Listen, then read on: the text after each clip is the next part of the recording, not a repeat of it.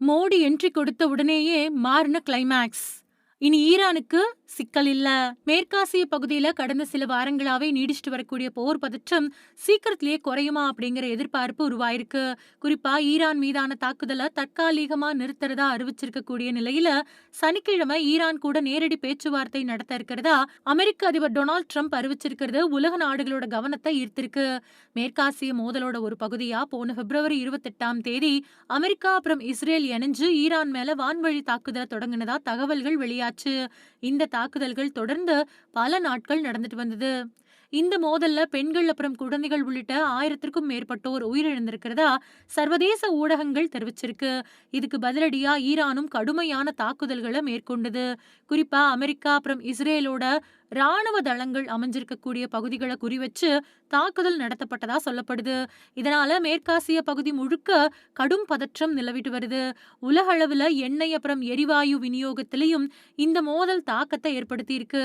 இந்த மோதலை முடிவுக்கு கொண்டு வர பல்வேறு நாடுகளும் சர்வதேச அமைப்புகளும் தொடர்ந்து அழுத்தம் கொடுத்துட்டு வருது. குறிப்பா இந்தியாவோட மோடி, ரஷ்யா, சீனா மாதிரியான நாடுகள் அமைதி பேச்சுவார்த்தை நடத்த வேண்டிய அவசியத்தை வலியுறுத்திட்டு வராங்க. அதே மாதிரி ஐக்கிய நாடுகள் அப்புறம் உலக சுகாதார நிறுவனம் மாதிரியான சர்வதேச அமைப்புகளும் மோதலை நிறுத்தணும் அப்படின்னு தொடர்ந்து கோரிக்கை விடுத்துட்டு வராங்க. இந்த நிலையில கடந்த 3 வாரங்களுக்கும் மேலா இந்த மோதல் நீடிச்சிட்டு வரக்கூடிய சூழல்ல முக்கிய அறிவிப்பை ட்ரம்ப் வெளியிட்டிருக்காரு.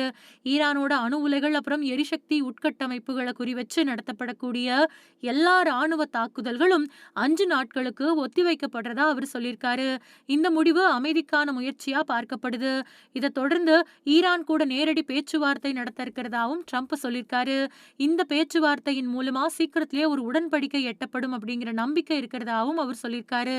அது மட்டும் இல்லாம உலக வர்த்தகத்துக்கு முக்கியமான கடல் மார்க்கமான ஹார்மூஸ் நீரிணை சீக்கிரமா மறுபடியும் திறக்கப்படும் அப்படின்னு அவர் குறிப்பிட்டிருக்காரு.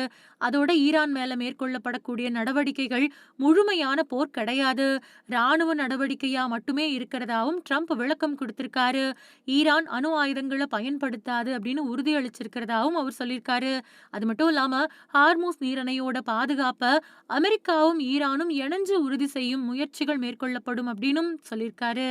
இந்த அறிவிப்புகளுக்கு பின்னாடி பல வாரங்களா நீடிச்சிட்டு வரக்கூடிய ஈரான் அமெரிக்கா மோதல் சீக்கிரத்திலேயே முடிவுக்கு வருமா அப்படிங்கிற எதிர்பார்ப்பு சர்வதேச அளவில் அதிகரிச்சிருக்கு. குறிப்பா சனிக்கிழமை நடக்க போற இந்த பேச்சுவார்த்தை இந்த மோதலோட அடுத்த கட்டத்தை தீர்மானிக்கக்கூடிய முக்கியமான நிகழ்வா பார்க்கப்படுது. உலக நாடுகள் எல்லாமே இந்த பேச்சுவார்த்தையோட முடிவை எதிர்நோக்கி காத்துக்கிட்டு இருக்கு.